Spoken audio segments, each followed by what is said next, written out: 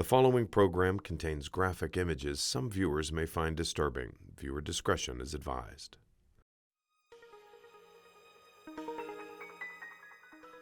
In 2006, a mysterious fungus appeared in a cave in upstate New York, and soon after that, the hibernating bats began to die.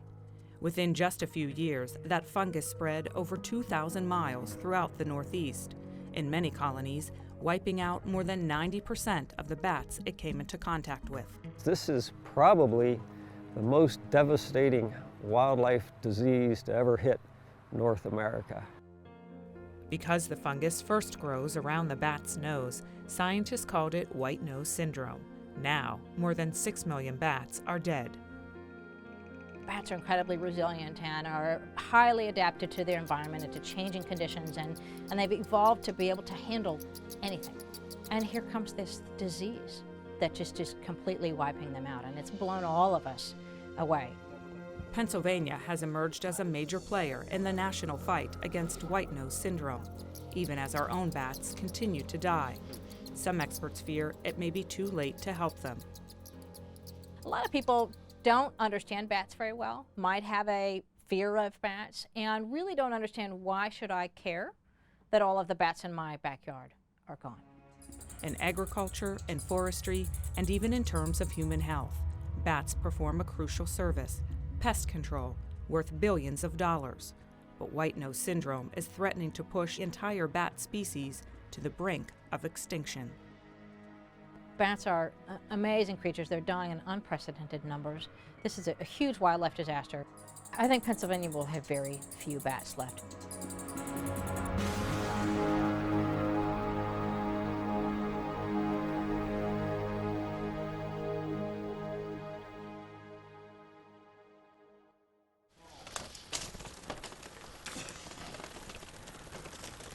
Not so long ago, this is what the night sky looked like over Canoe Creek State Park.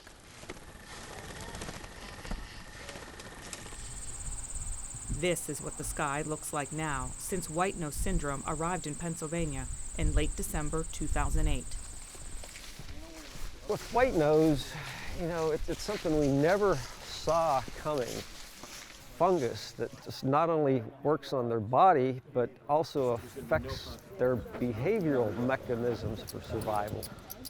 We're seeing 95 to 99, in some places 100% declines of common species. Cal Buchkowski is a wildlife biologist with the Pennsylvania Game Commission.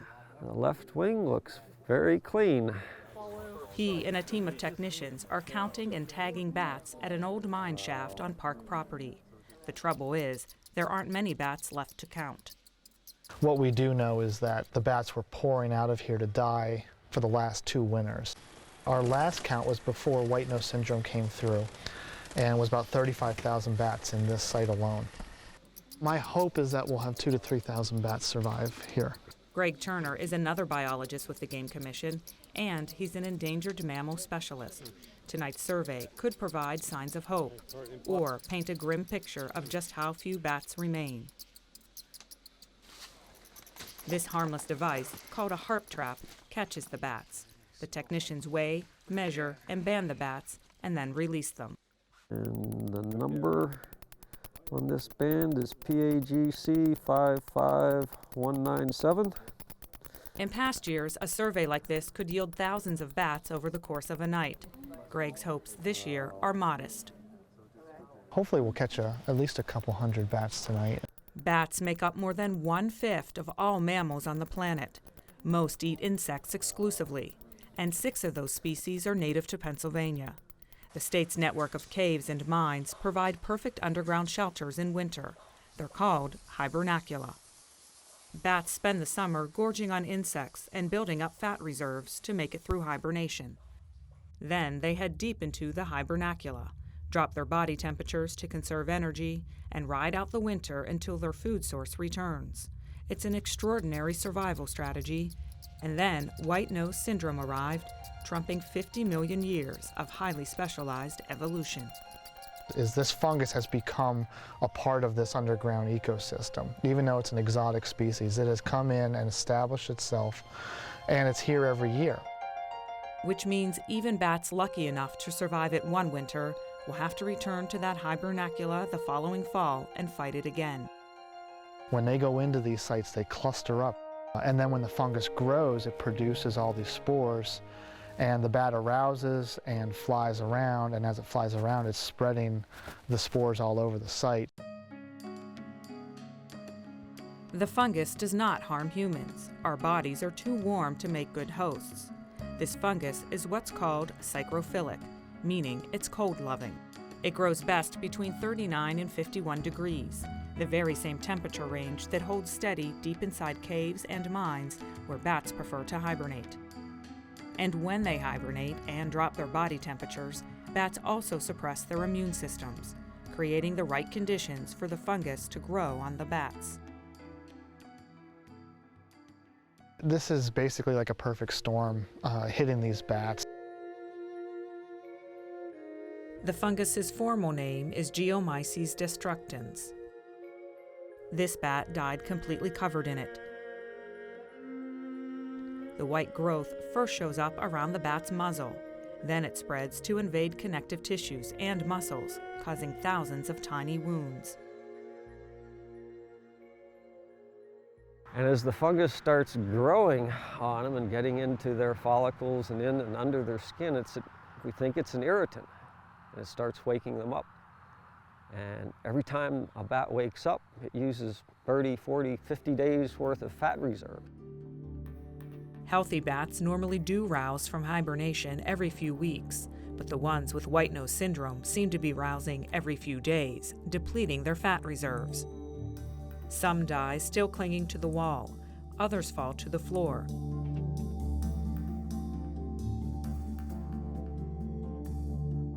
The white fuzz you see here is actually fungus covering a carpet of bat bones and decaying carcasses. Sick bats may also move to the front of the hibernacula, leaving rows of dead at the mouths of caves. And many bats fly outside in search of food that isn't there. Here at Canoe Creek in February, we had ice fishermen out on the lake. We had geese in some of the pockets of open water, and we had bats flying around them. This is not the way it's supposed to be. Starving and dehydrated, the bats eat the snow. These bats are so severely impaired because the fungus also destroys their nerves. This is a common sight in white-nosed ravaged areas, a ring of dead bats at the base of a tree, signs the bats tried to roost here before dying and dropping to the ground. We have 6 species of hibernating bats. The northern long-eared is getting hit the hardest. They have about a 98% decline. The little brown and pipistrelle are right behind them, with declines in Pennsylvania ranging from 90 to 95%. Little brown bats are the most common bat species in North America. Now they're being considered for the endangered species list. This is a female, and she is a little fussy. The big brown bat is faring a bit better. Its population is down by only 50%. Pennsylvania also has a species called small-footed bats, but they're hard to monitor because of obscure habits. Good job, you pulled out an Indiana bat.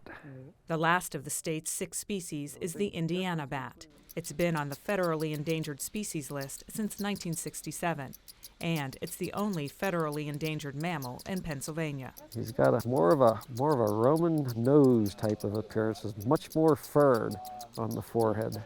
It's a nice roundish profile from the forehead down to the nose. Since white nose syndrome struck, Pennsylvania's Indiana bat population is down by more than 70%. The state is required to conduct a regular census of the Indiana bat, but for years, meticulous biologists counted other species too, crucial data that helped them gauge mortality once the fungus struck. Forearm is 32. The state also had advanced warning that white nose was on its way, so it could devise a plan to track and study it. All reasons why Pennsylvania emerged as a leader in this national battle.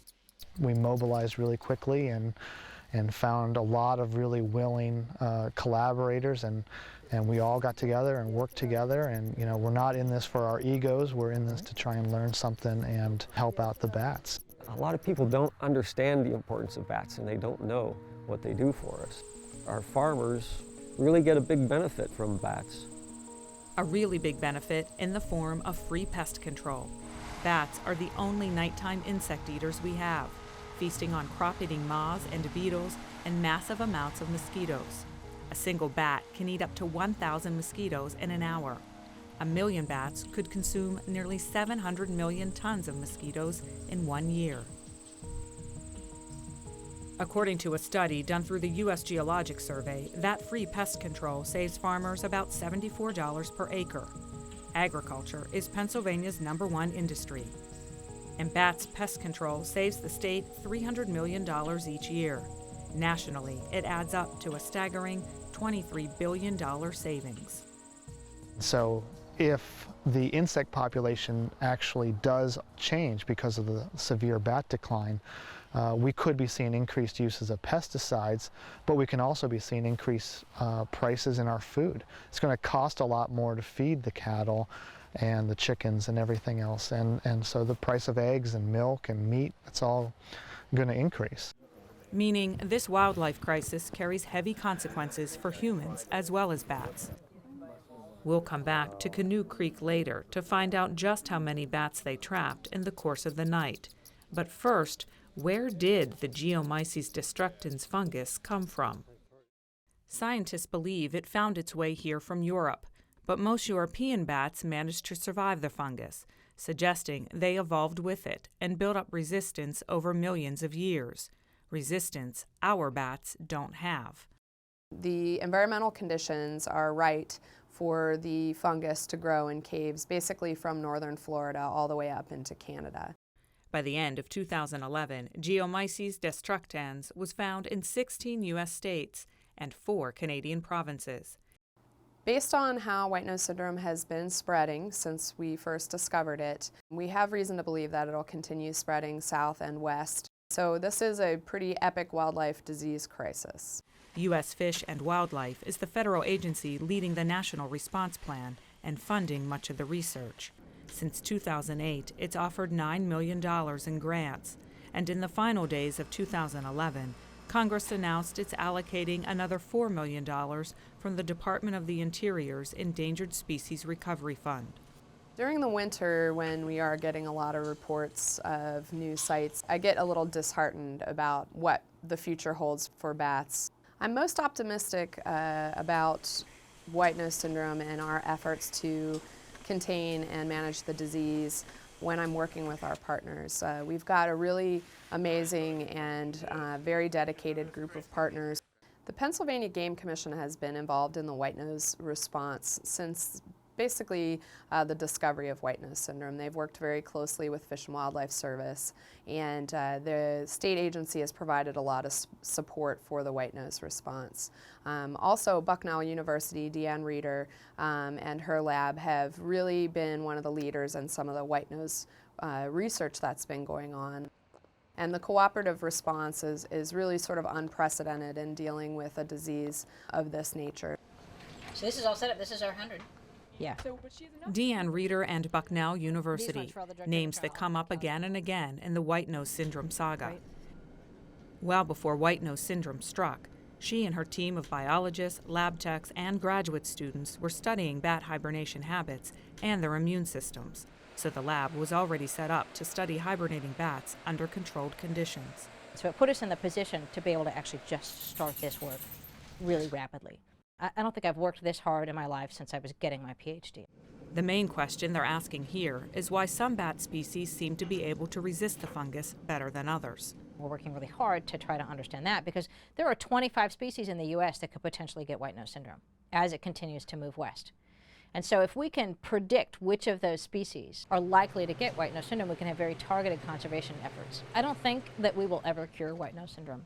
There's no precedence for ever being able to cure a wildlife disease of this scope.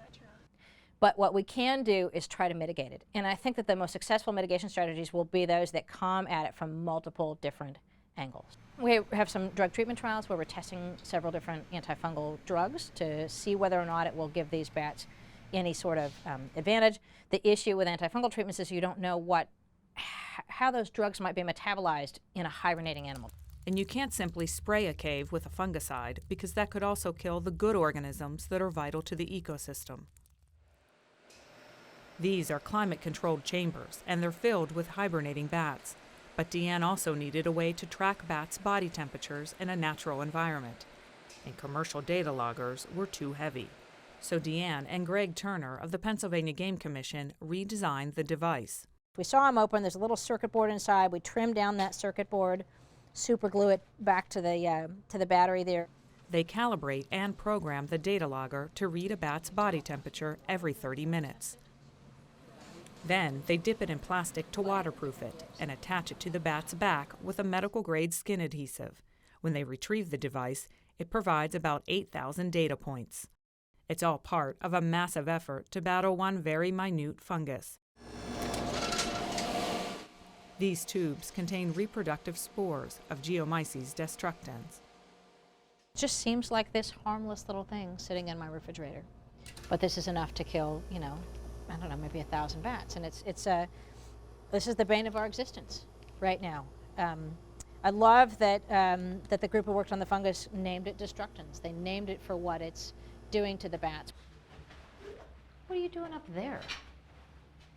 This is the lab's flight cage. Strange. The bats being studied live here when they're not hibernating. I know. Are you trying to get that mealworm that's just crawled through? They train the bats here to self-feed on enriched mealworms and go through about 10,000 a week. Bats may be big eaters, but they're slow to reproduce. They have one pup a year.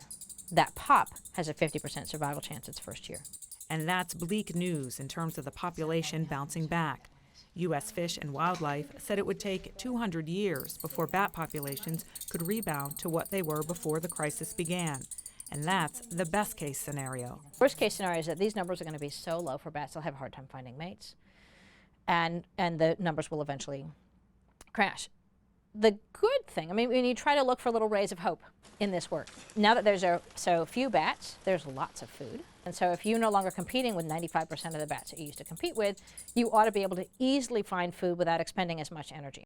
Another glimmer of hope, in 2011, some researchers found isolated colonies of little brown bats in the wild that seem to be surviving white nose syndrome. Biologists will be studying those bats closely to see if they reveal clues to containing the disease, but the answers are unlikely to arrive in time to help Pennsylvania's few remaining cave bats. I think for Pennsylvania bats, the story is nearly finished. For the species that appear to be susceptible, the nail does appear to be in the coffin. That focus on the survivors is, I think, a really important one, and the next role that Pennsylvania can play in white nose syndrome research. It's probably the singularly most important thing that I'll ever do in my career. Pennsylvania residents can play an important role in the fight against white nose syndrome by helping to protect the bats that survive. It starts with education, and to clear up some of the most common myths that give bats such a bad rap, we turn to Carnegie Museum mammal specialist Suzanne McLaren. Bats get a lot of bad PR, and even though Twilight has sort of made vampirism a more sexy kind of thing in recent years. We definitely have Hollywood to thank for the most enduring myth. I am Dracula. That bats are out to suck your blood. You might be surprised to know that the small one here is actually the vampire. Hollywood likes to use bats of this size, which is really just a harmless fruit-eating bat. This guy's kind of puny by comparison. Only 3 species of bats actually eat blood, and they're native to South and Central America. And they prefer cattle and birds to human necks. Another common misconception, that bats are dirty animals. Bats are very fastidious when they're awake. They groom themselves like cats. They lick their fur, and they really take care of their bodies. Many people fear contracting the rabies virus from bats, and bats do carry it. If you don't handle bats, or any other wildlife for that matter, spread to humans has a very low incident rate. Finally, bats are not blind, and they won't fly into your hair. It's illogical. That echolocation capability that they have, it helps them find food, but it also helps them protect their bodies, especially their wings. In light of white nose syndrome, Suzanne says we really can't afford to indulge our bat phobias any longer. There is, sort of a cliche, but there's a web of life. They have impacts that we may not even realize until they're gone. As part of its conservation efforts, the Pennsylvania Game Commission issued mandatory cave and mine closings, but many are on private lands where regulations don't apply. Much as you might love to explore, stay out of bat hibernacula in the winter. And after outdoor activities, use a bleach solution to kill spores that stick to gear so you don't spread white nose from cave to cave, or even worse, help it make a big jump across the continent. You can aid the Game Commission as it tracks the spread of white nose syndrome by reporting any bats you see outside during the winter. And if a bat takes up residence in your attic during the summer, don't kill it. It is illegal to kill a bat in Pennsylvania. Contact professionals who will relocate the bat using a harmless process called exclusion. Or give the bats an alternative to your attic by providing a bat box. This is a group of freshmen from Point Park University, and they're building bat boxes as part of a community service project. A local home repair store helped the students plan and prepare for the construction. We're part of the community. We're here to serve. Just watching them and then knowing that this is going to be something that's going to go out and help the bat population was what made it all worthwhile. The students are using approved bat box plans found on the Game Commission's website. Bat boxes provide safe summer roosts for bats, particularly when females give birth in May and June. Boxes like these can keep pups safe from predators such as owls and raccoons.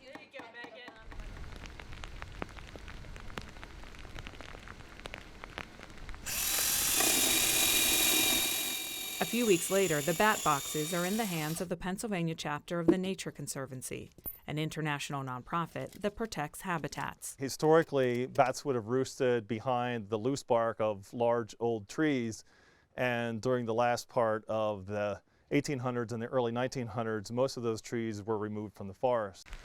So we're trying to provide additional habitat, additional roosting habitat for bats at a time when their populations really are in big trouble. We've chosen this particular location because of the habitat. We've got a cave close by, we've got some open water in the form of a pond, we've got forested areas, we've got open fields, and so we've got a very diverse habitat in order for the bats to be able to feed.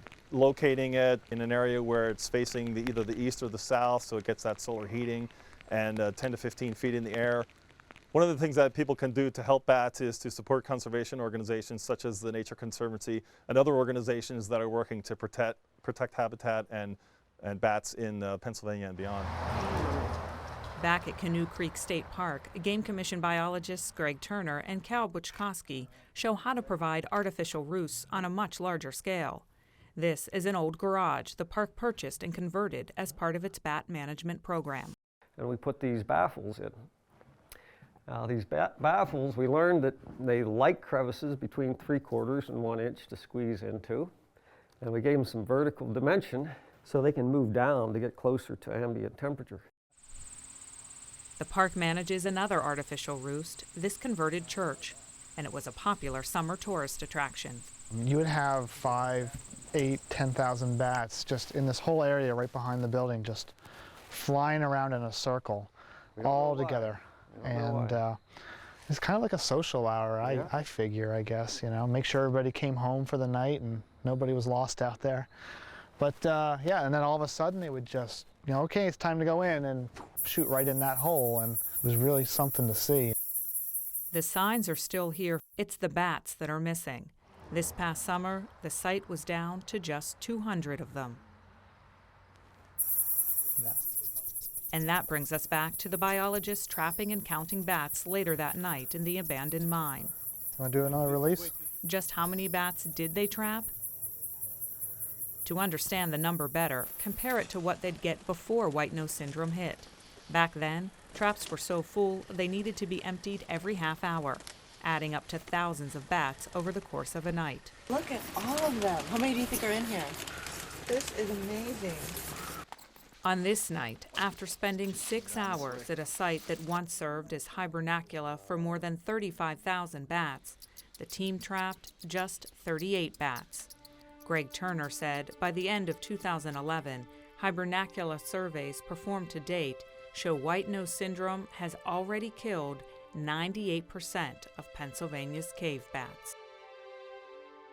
You know, we've spent years and years protecting and monitoring them and watching these populations do really well and watch them grow. And then within a year or two, watching them go down 100%, 95% in a year or two. That's your personal hard work and your research and everything that's just bitten the dust. And yeah, it's hard not to take that personal. We are in it for the long haul, and we just got to keep looking at the positive side and saying that, you know, there are going to be survivors.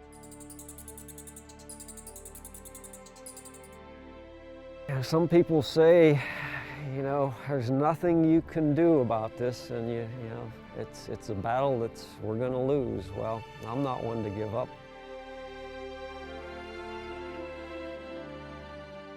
It's just a really hard thing to see these animals that you love just truly suffering in this way.